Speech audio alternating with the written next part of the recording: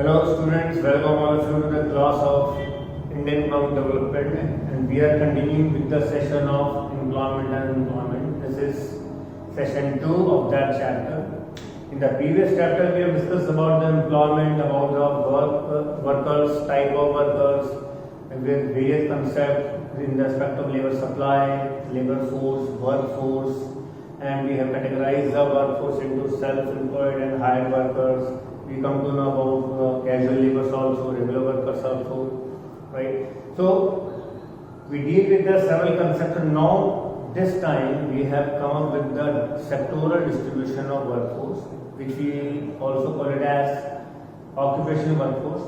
And in respect of distribution of workforce, we are going to see several other areas such as what do you mean by the term jobless growth, casualization, informalizations, what are the types of unemployment, causes of unemployment, and remedial action which we can take, or what are the precautions we can take to avoid or reduce unemployment, and what are the government measures basically that are in the terms of increasing employment opportunity.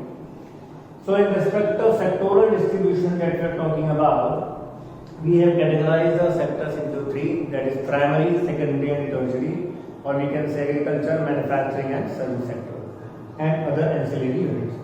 Now, with respect to total workforce, if we say, still primary sector makes the majority of whole. It means 44% of the total workforce are being employed in primary sector, whereas 31% in tertiary and 25% in secondary.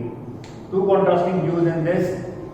We say more and more people are still dependent on the agriculture due to illiteracy, due to poverty, and due to lack of interest to change from one place to another or shift from one place to another. If we talk about the tertiary sector, more and more educated people or the people who are living in urban area would like to basically employ themselves more in tertiary sector, because tertiary sector is more lucrative or profitable sector. The first and foremost reason is that no inventory is required to be kept, and therefore there will be no fear for the firm to get the inventory be depleted, or we can say obsolete or pilfered. So in secondary sector, as we say the manufacturing sector, no doubt it leads to a higher amount of GDP, but the contribution that service sector owes to the economy is the highest. So, in respect of rural workforce, we say the majority, a big majority of workforce is being employed in primary sector, whereas only 20% are employed in tertiary and secondary sector. Now, this is very clear from the fact that people are still uneducated, people are superstitious in getting themselves converted from the agriculture to the other allied activities or industrial activity. In respect of urban area, we say maximum people are being employed in tertiary sector. So you can see the big figure of 63% indicate the high amount of employment towards tertiary sector.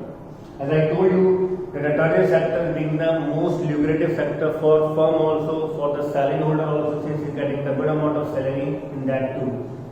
Whereas 29% of the total workforce of urban area are being employed in secondary sector, still they want to get employed in manufacturing, so where the goods are being produced or the industrial goods are being produced. And 8% of the urban workforce are being employed in primary or the other allied activities of agriculture.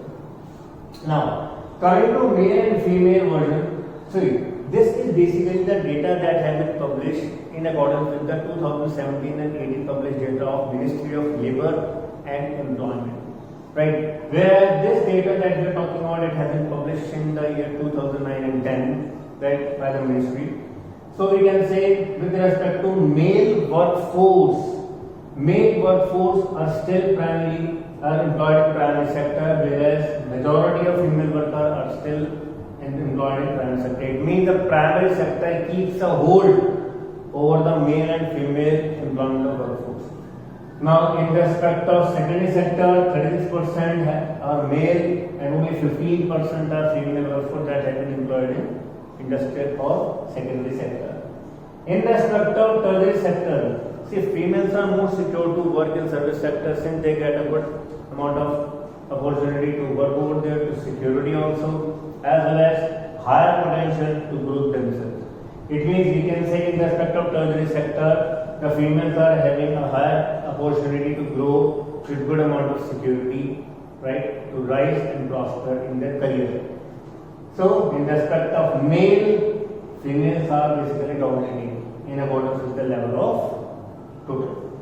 Now, in respect of sectoral distribution, as we told you, right, this is what we need to answer when the tabular information is provided to you, and you just need to clarify your solutions. Now, next term that we are going to have is jobless growth. Jobless growth is growth in GDP, but with low level of employment opportunity.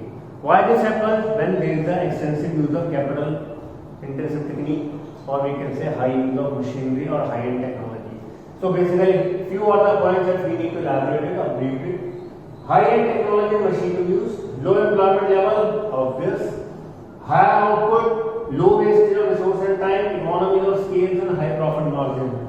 It means whenever we are using the extensive use of machines and technology, it will be certain that there will be lesser and lesser use of labor intensive techniques. Since labor will lead to higher amount of wastage, the work will be completing in longer span of time, and there will be wasted resources, output will not be so reasonable as will be produced by the help of machines and technology.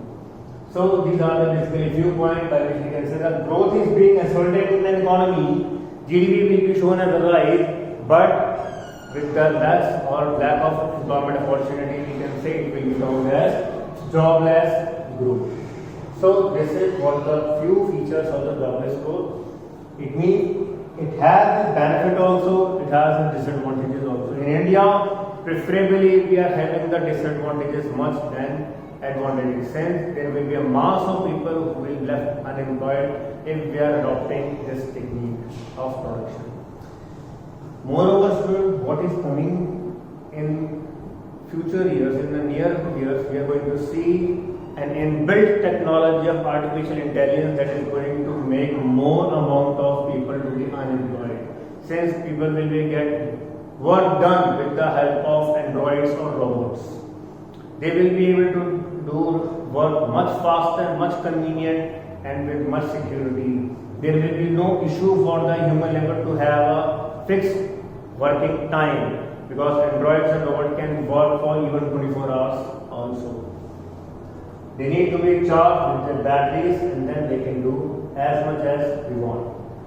So, in respect of casualization, casualization means increasing the rate of casual workers or workforce. It means if we say it is basically the process of transformation of self-employed and regular workers into casual workforce. We can say we are talking in terms of casualization. This is always often done when there is a mass amount of unemployment is being carried out.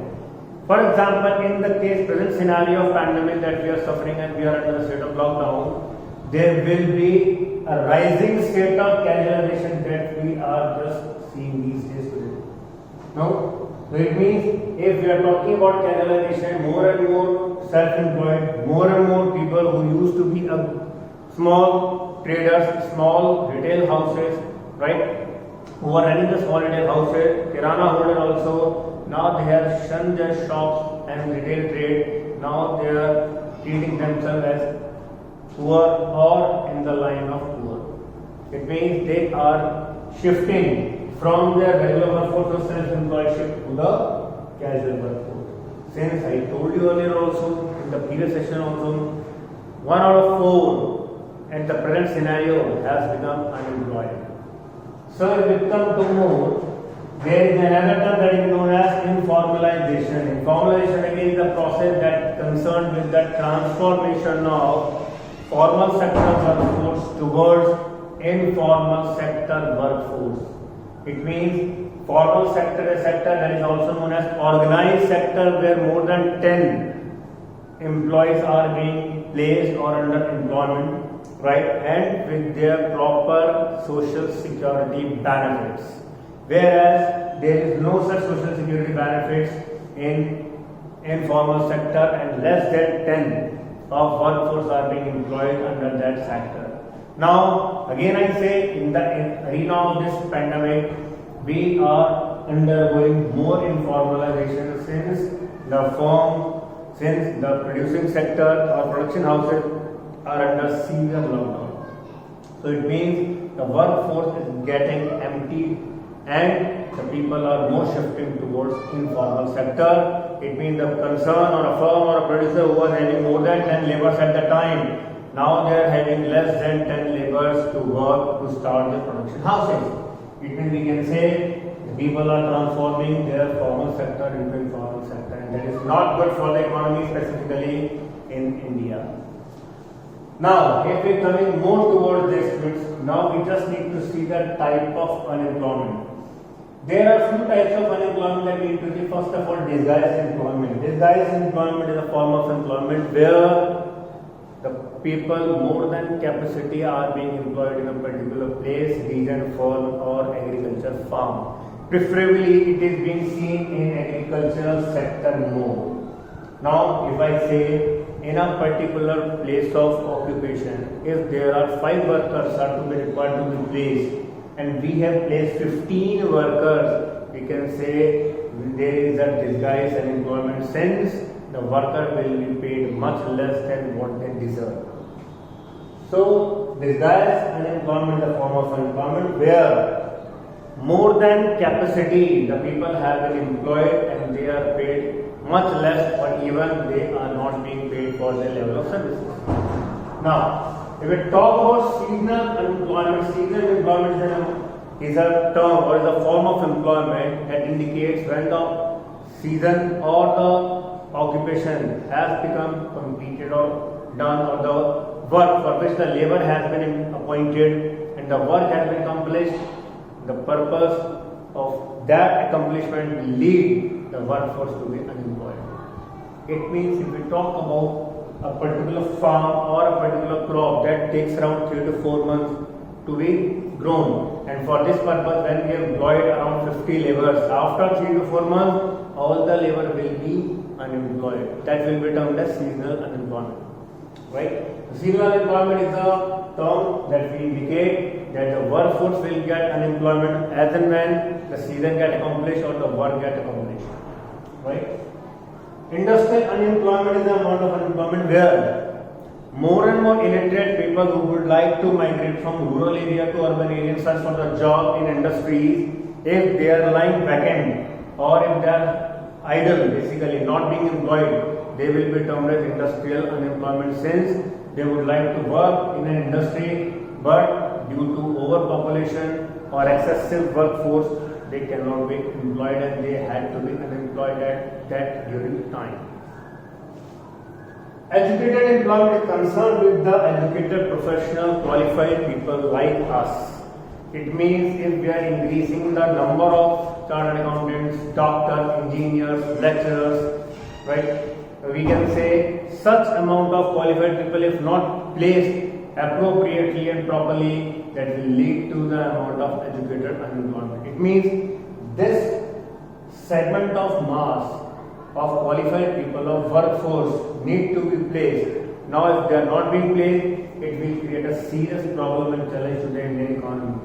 Since we have a great talent of job or workforce to be placed, but we are not having sufficient employment opportunity for which they can be placed.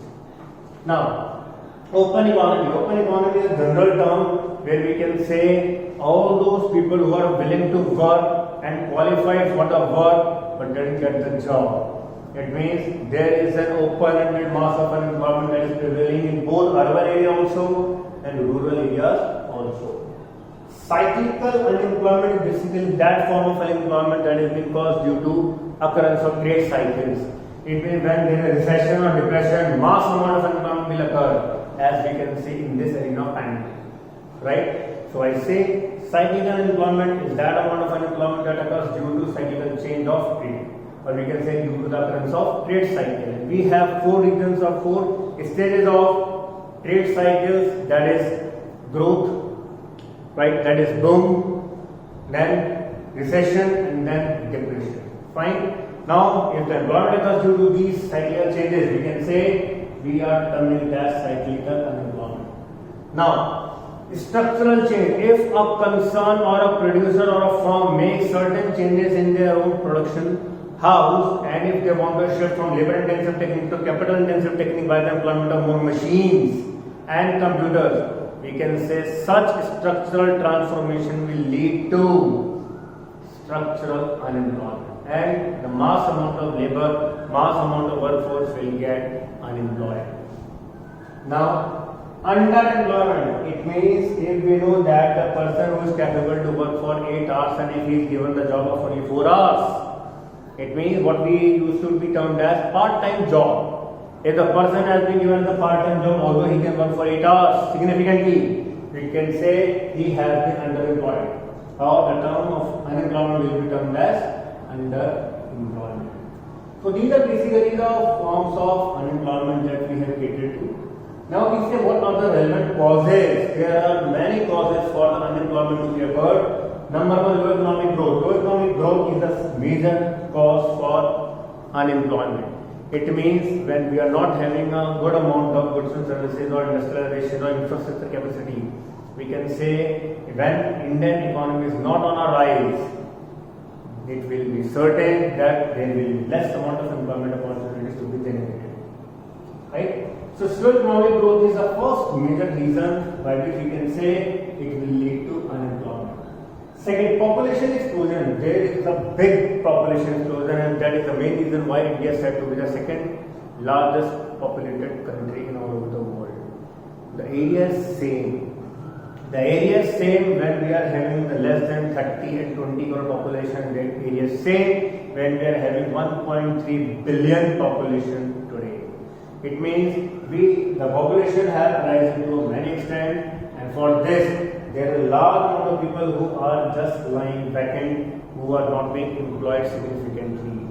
So this is again a great reason for the unemployment. High dependence agriculture. Since I told you, as you've seen the primary sector, that male, female as well as total workforce all have been majorly employed in agricultural sector, primary sector. It means even today the people due to illiteracy or superstition approach or orthodox thinking or subsistence way of living, they are more keen to be dependent on agriculture. And definitely it is certain that they prefer to lie unemployed. Now, higher family dependency, as I told you, since when the two persons are working, one is male and female, the female are compelled to leave the job as and when she got married, right? It means the entire onus of the earnings or income to be generation will be burden on a single person who used to be the only bread earner for a family.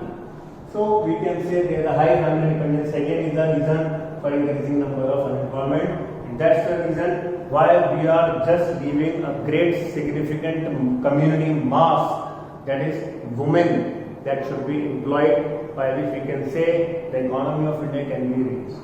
Since if the finance minister is a female, Srimati Nirmala Sitharaman, we can say there are many examples that are in India as well as abroad, right, by which we can say the female can achieve the milestone if they are employed significantly. Then gender equality also, I told you that there is a bias between male and female.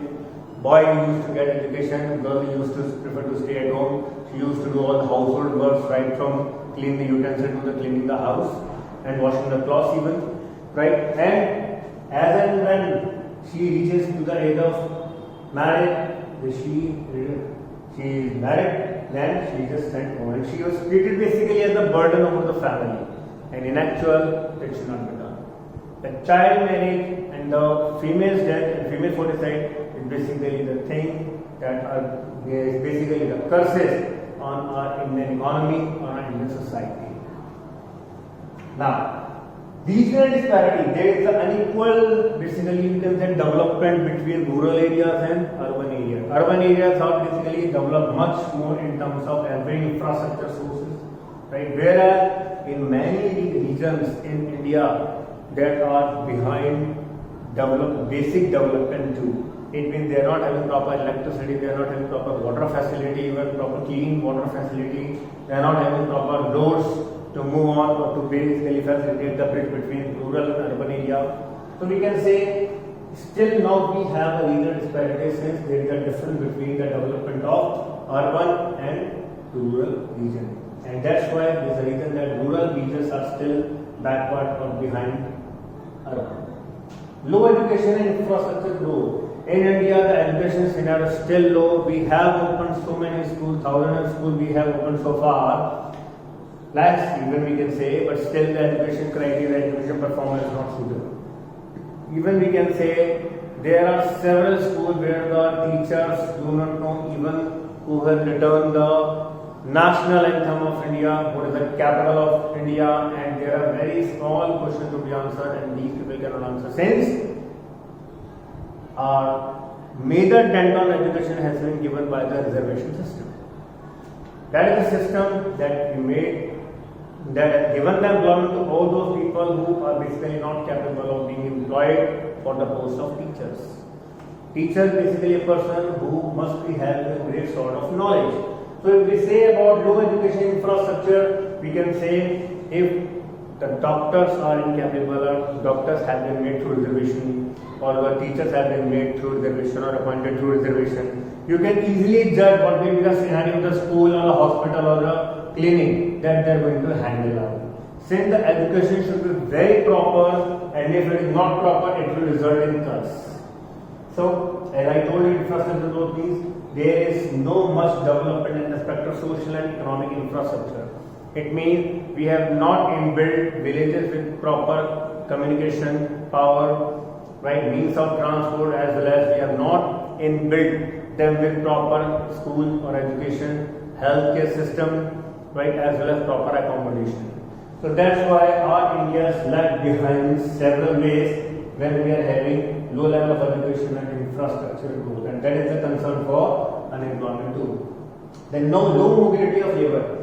Still many labor prefer not to migrate themselves from rural to urban area, and that's why they prefer to lag behind from the current century people.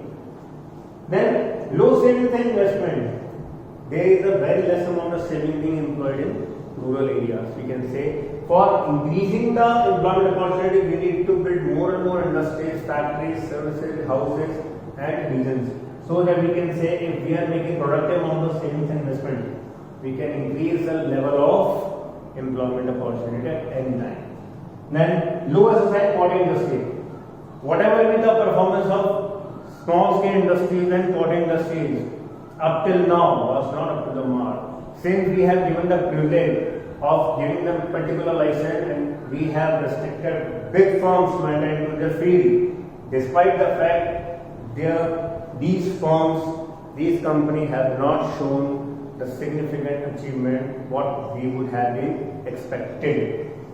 Then lack of significant participation in government. Government role should have been more emphasized in developing the employment opportunity. And this is why the big reason is due to corruption, the lack of inefficiency of the government officials.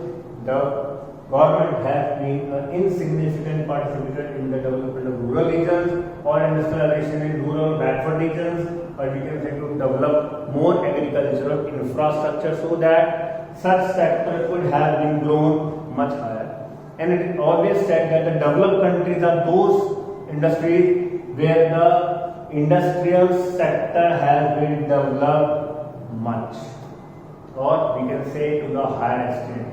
So if we need to develop our economy and if we need to raise employment opportunity, we need to raise the level of industrial sector, industry sector, along with agricultural infrastructure to improvise agriculture to a new level. Fine. So if we talk about these are the causes, and if we talk about the remedial measures, we just need to make the remedies for all these concerns. And for this, we need to see for low economic growth, we need to increase the industrial housing in rural areas. For population exposure, we need to build more family planning measures.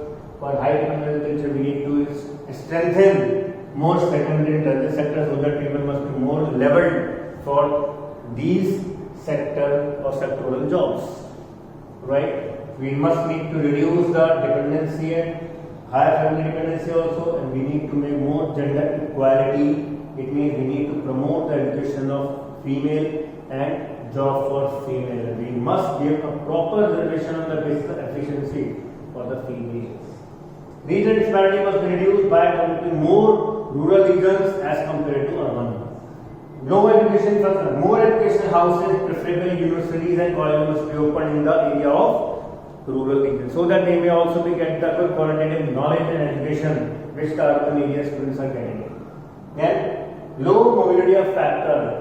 The labor must be encouraged to move from one place to another, as the China did long back ago in 1950s and 1960s, when they have employed a great leap forward resolution. So we can say we just need to encourage the labor so that a young youth can come on to the urban area, work in the industrial houses, and must be paid suitably.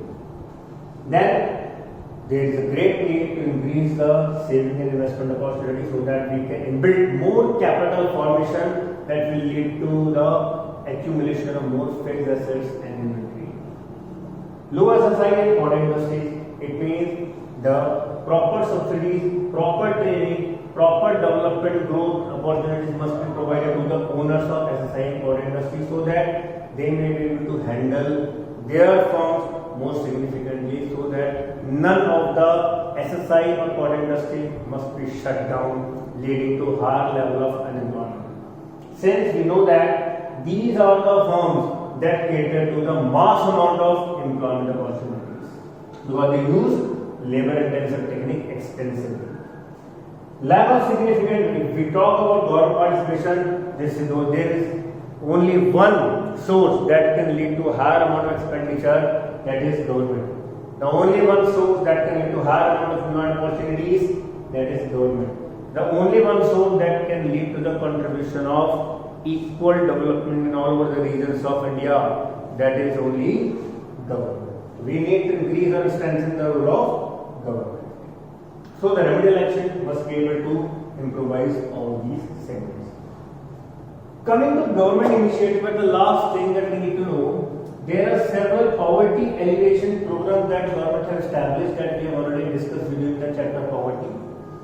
Government have made more initiations. Basically, after 2014, our Prime Minister Narendra Modi has emphasized on Startup India, Make in India, Stay in India. For this, several Mudra Yojana option, it means the loan without collateral of Rs 10 lakh have been initialized by Prime Minister. And then we can say now the policy of local, vocal and global has also been implemented by the Pradhan Mantri, or we can say Prime Minister Shri Narendra Modi. Why so? Because now the stage has arrived by which we just need to start more production in India, so that we must be more capable of fulfilling domestic consumption as well as to increase the exports level too. Right? So this is basically the chapter of employment, unemployment and related concepts is all about. We have concluded with the chapter of all. I hope and I wish students that this chapter has been a great source of knowledge for you all. And for this, we have ended up the session now.